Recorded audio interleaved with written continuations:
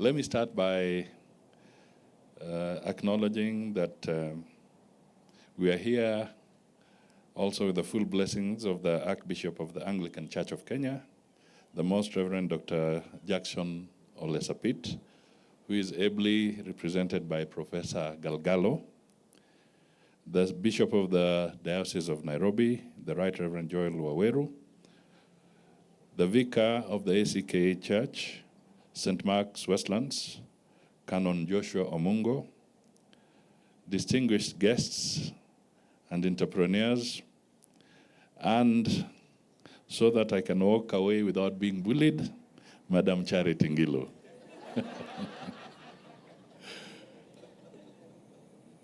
Ladies and gentlemen, when I received the invitation to grace this occasion, I was fairly intrigued to no end. I could not quite fix my mind on what the church was doing, holding a conference on transforming lives through entrepreneurship. Most of us grew up on the religious teachings that the church's main aim or role is to transform spiritual lives. So after initial consternation and conflicting thoughts, curiosity got the better of me. I am determined that I will come here to understand how the church nourishes the secular aspects of the faithful. Now I know enough about the new gospel that addresses the wholeness of the human being in both spiritual and material needs.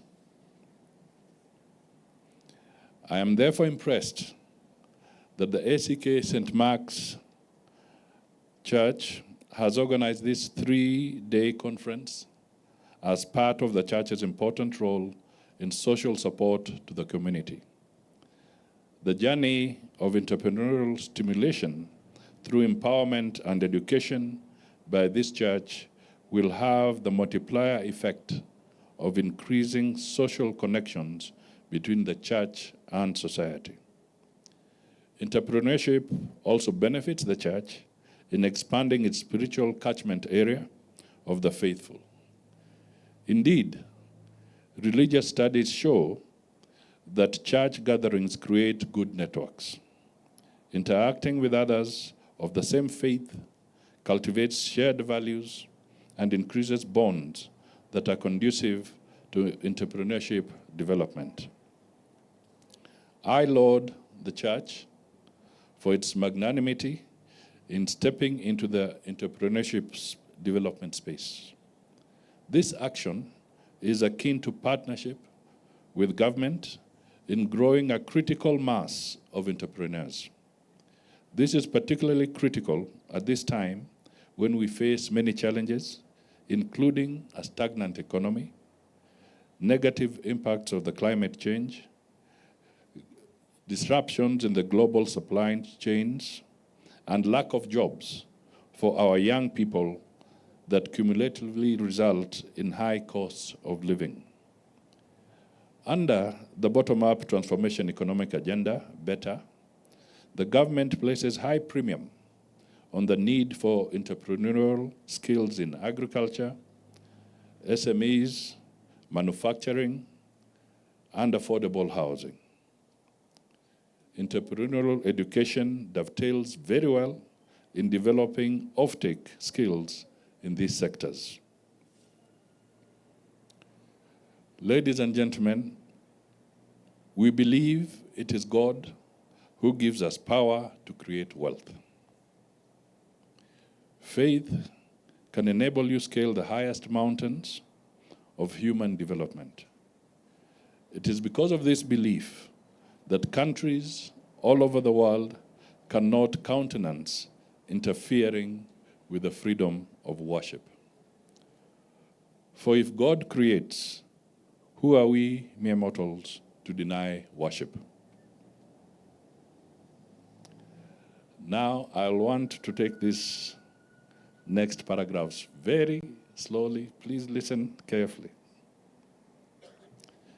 However, freedom of worship comes with corresponding responsibility.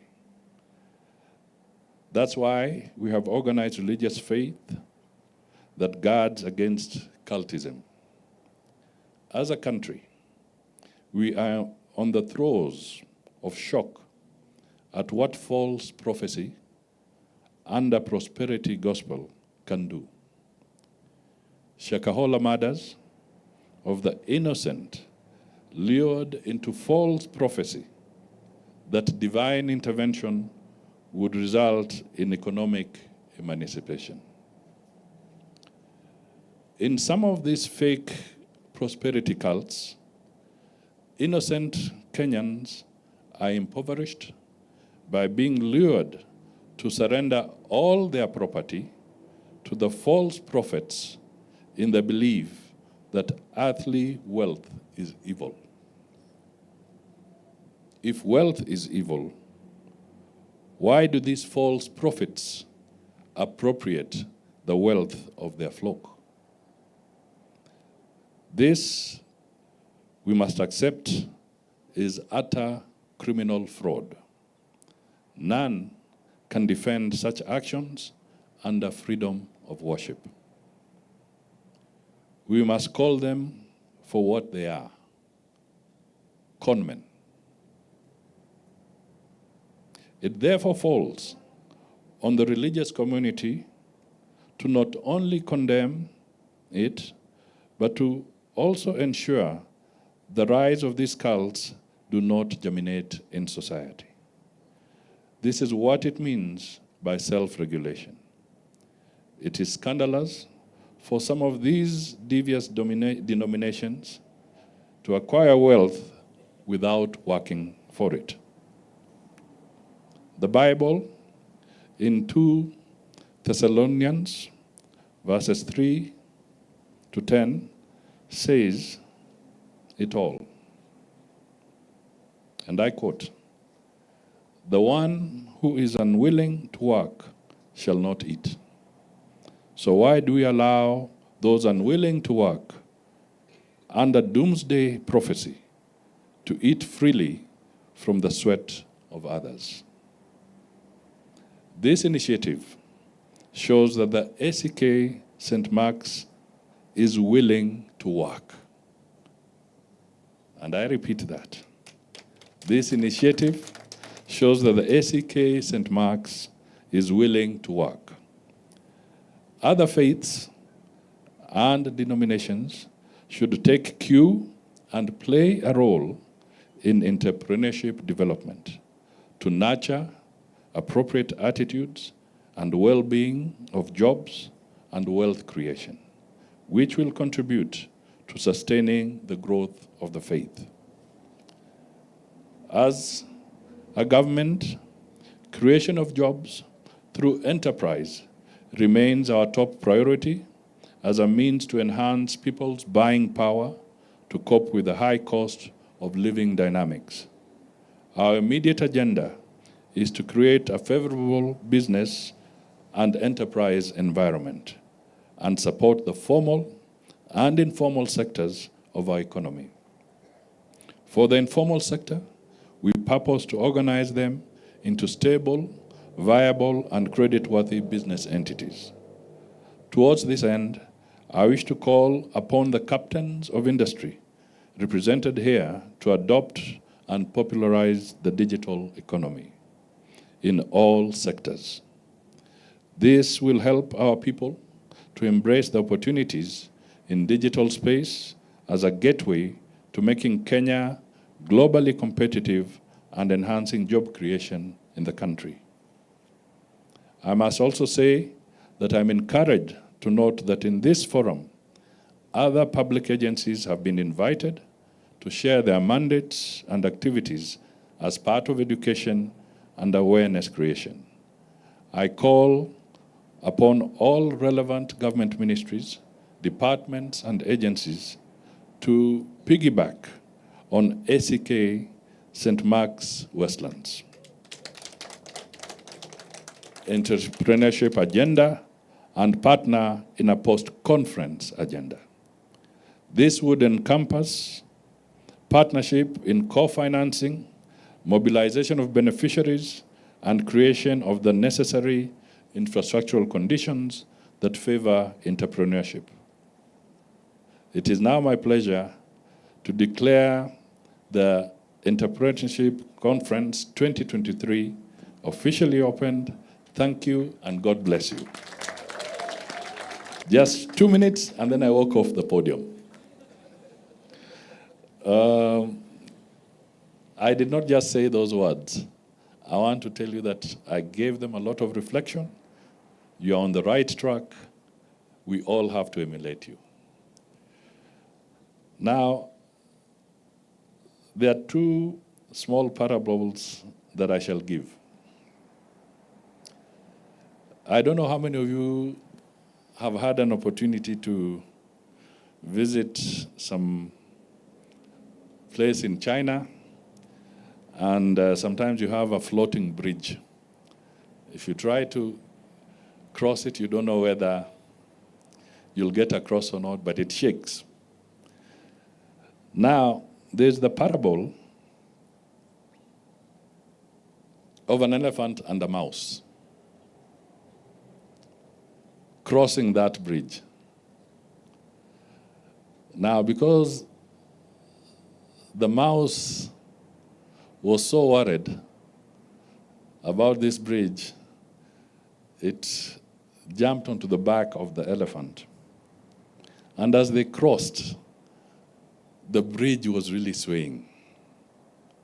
When they got across, the mouse, because it likes boasting, they said, "You people, did you see how the elephant and I shook the bridge?"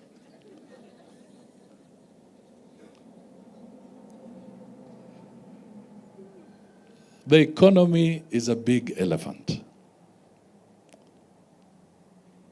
The way you start, don't despair, because the more of us work together, the more we scale this big economic hurdle that we have, and the more we shake it for the better and for the growth of the country. So no matter how small you start, I heard the way Madame talked here. She may have started as a mouse, but today she can say she truly shakes the bridge. So take that to the bank. The second parable comes from actually the hewers of wood in the Americas in the early days, the days of Abraham Lincoln. And of course, to cut down a tree before the saw came, it was the axe. So sometimes to fell a tree was extremely difficult. There would be so many blows being struck on that tree before it is brought down. So the first 10 people struck their blows. The next 20 people came and struck their blows. And then there was the last one, who then struck the final one, and the tree fell down. And he said, "Did you see how I brought down that tree?" Is it true he brought it down alone? That means the first strike just counts as much as the last strike. So together, if we strike, if we work in consonance, we shall fell this huge tree of unemployment, of the high cost of living, of the difficulty that we are facing in this country. And indeed, you have seen that not too long ago, when we thought the challenge is here, you will see that by last night, yesterday, both the United States and the Central Bank of England were raising interest rates to 5%, which is very high. So as much as we think we are just about to get out of the woods, the world economic situation is again taking a downturn. Because when those interest rates are being raised by these huge economies, they are again going to impact on us. Therefore, because I'm in charge, I'll repeat what I said not too long ago in Parliament, that we are facing difficult times. But do not be cheated that we can get out of those difficult times in 6 months. I did say that we must brace ourselves for some hard times. It could take us up to 2.5 years to see the downturn. We never knew that the war in Ukraine would take this long. All these are going to impact here.